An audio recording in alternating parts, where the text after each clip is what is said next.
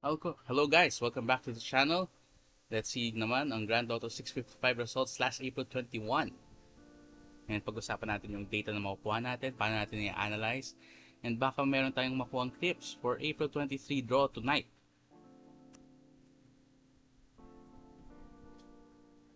So ang Grand Lotto 655 may jackpot price ngayon na 229,362,686 pesos. So ano-ano ba ang mga results? Meron tayong 3, 7, 9, 26, 30, and 50. So tingnan natin, paano ba to ma-analyze? Ito ang mga numbers na makuha natin this draw.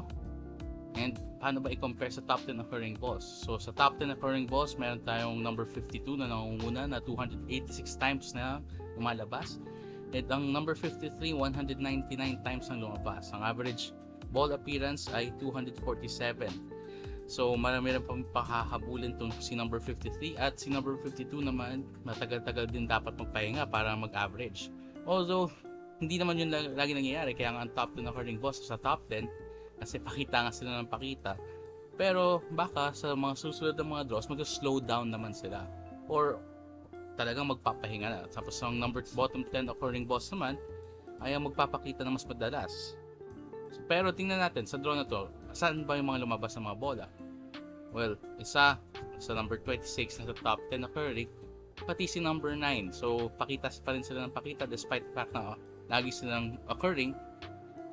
Pero baka ito na yung mga draw, sa mga susunod na draws, baka ito yung mga magsa-slow down na. So tingnan naman natin ang low-high distribution na itong numbers natin ngayon. So may tatlo tayong low at may tatlo tayong high.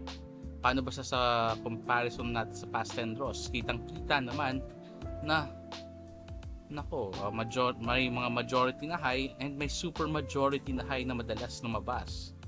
So kung titingnan natin, mukhang nasa advantage ang high for the past 10 draws, no?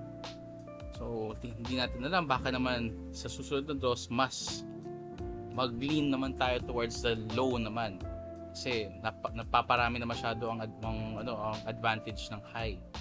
So it's safe to assume naman siguro na sa mga susunod na draws, kung hindi equal majority, kung hindi rin super majority. Pero tingnan natin, baka naman mag-continue muna itong trend na to, tapos saka humabol ang high ng sobra-sobra naman sa susunod na draws pa. So tingnan naman natin ang odd even distribution. Kita balance na naman, may tatlong odd, may tatlong even. So sa past 10 draws, tingnan natin kung sino ba leading. Parang yung even ang leading. 2 beses lang nag-majority ang odd. Tapos may ilang beses na nag-majority pala tong even. May 4 na beses na nag-majority yung even. So paano ba to? Ano most likely ang susunod na lalabas? Baka mag-majority na ang odd this time para nang humabol sa majority ng even madalas. So tingnan natin, ano ba gap draws ng 655? Sino bang matagal nang hindi nagpapakita? Meron tayong 9 numbers na matagal nang hindi nagpapakita. At ang more than 20 draws nang hindi nagpapakita ay ang number 2, number 15, 18, 22, and yung number 53 na yung pinakakulelat sa ating bottom 10 occurring draws. So ito, baka dumalas-dalas na to. Pero meron naman ding mga matatagal na ding hindi papakita na below 20 draws pa lang silang hindi nagpapakita, pero napakatagal na nun, ha. So merong number 1, number 6, number 39, and number 48.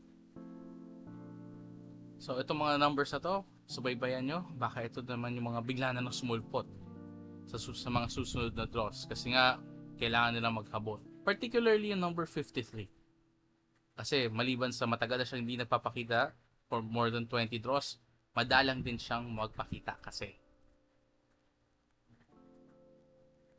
So ito ang summary para sa draw date na April 21. Kung ano yung mga data na nandito, pwede nyo pag-aralan, pagbasihan nyo na lang kung tataya pa kayo, kung makakahabol pa kayo sa taya mamaya.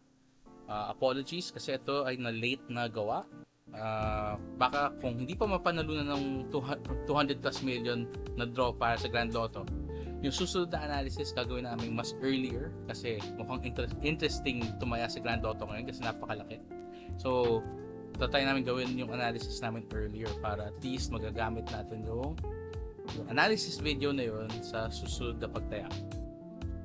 So, ito, pause nyo yung frame dito. Pwede nyo para at least maaral nyo kung low high, yung odd even, yung ball occurrences, at saka yung large draw gap. At saka yung sa bottom na chart din, makikita nyo kung ano ba yung mga low numbers, at ano yung high numbers, at kung sino yung namumula, at kung sino yung mga nanlalami. So, thank you for watching, guys. Stay tuned for more Lotto results, analysis, and tips. Next time, aagahan namin maglabas ng videos para sa mga draws na maganyan, kalalaki, katulad ng sa Grand Lotto ngayon. And, para makatulong. So, instead of magtataya lang na parang suntok sa buwan, we're trying to make it more fun. And, pag may analysis, at least meron tayong fighting chance. So, if you like what you've seen on this video, don't forget to like and subscribe. And, meron din kaming Facebook page, Lotto Scanner PH.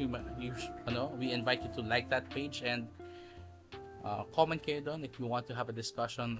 Ask paano ba maglaro ng Lotto ng mas may chances. Okay? Again, thank you very much.